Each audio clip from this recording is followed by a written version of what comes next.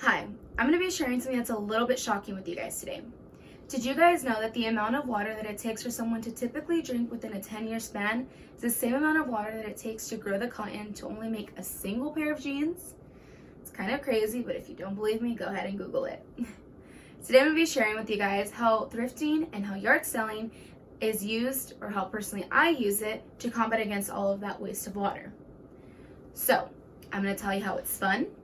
I'm also going to show you how you can save and make money, and most importantly, how it's eco-friendly.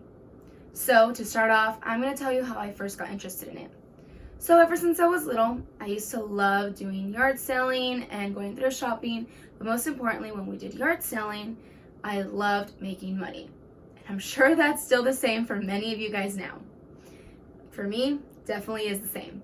So, with that being said, as I got older, I was able to see that I was, getting very many good deals at these yard sales and at these thrift stores. So there's that. That's just basically how it started for me. Now, it being fun, of course, I think it's fun, but I can't really teach that. If it's not fun for you, then it's just not going to be fun for you. But it also is a lot more than just walking into a thrift store, finding a Gucci shirt for $3. Promise you, if it was that easy, everyone would be doing it. But it does take dedication and a lot of sticking with. So for example, for me, there are very many good days where I do go into thrift stores and I do go yard selling. I do find some really good name brand items and perfect fit, great, and I get them and really cheap.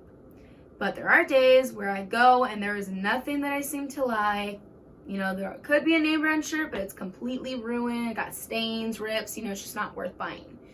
So you just gotta stick with it. I can't really teach it being fun, but you'll usually know as soon as you take your first round of going thrift shopping or doing some yard selling.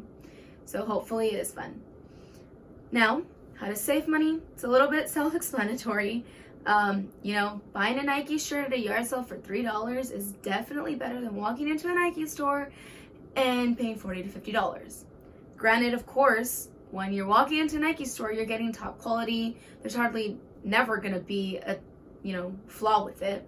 Of course, yard selling, thrifting, you're gonna get those things, but for the most part, they're typically easy fixes. There's a little bit of a rip, like in the armpit area, somewhere on the shirt, easily done. All you gotta do is get your grandma to sew it, or if you're like me, I just know how to sew it, so you just sew it yourself. Now, how to make money doing it. This is where it gets fun.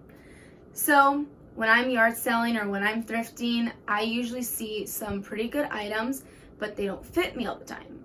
But such a good deal, I just can't pass up on it. So what I'll do is I'll get these items and I'll take them home with me, and if they need a little bit of fixing, I'll go ahead and do that, or I'll upcycle them myself, where I do some hand stitching, some embroidering, some painting on some pants, whatever it is, whatever your thing is, you can go ahead and take it and do your own twist with it. And what I do is I post them on my thrifting site that I actually started on Instagram. So what I do is I'll usually just sell them, and I get these items for about $2 to $5, and I make about easily as $10 to $30 profit on it. So a really good thing that you do with this is you sometimes don't even have to put in any effort. For example, I found a Fresno State windbreaker one time that was worth $150 and was still on the website when I looked it up, not on sale or anything. $150. I got that thing for $3.50. Crazy, and I could not believe it. So obviously I got it, but of course it was too big for me, and I was like, you know what, I can make some serious cash on this. So I posted it on my site.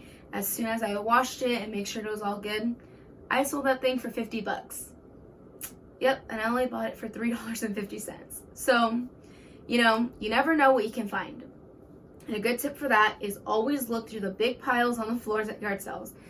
Believe me, no one ever wants to get through them because they don't want to bend down and go through all that, but believe me, it's worth it. That's where you're going to find the most gems. Now, most importantly, it's eco-friendly. So it being eco-friendly, it's kind of the best part. Basically, when you're buying these items, you're not having to use any resources like the water, the cotton. You're not having to do any of that. It's already been made, and you're just giving it new life, and you're taking that rather than having to go to a mall and buying it right off of the shelf after it's been, used with all that water and been wasted.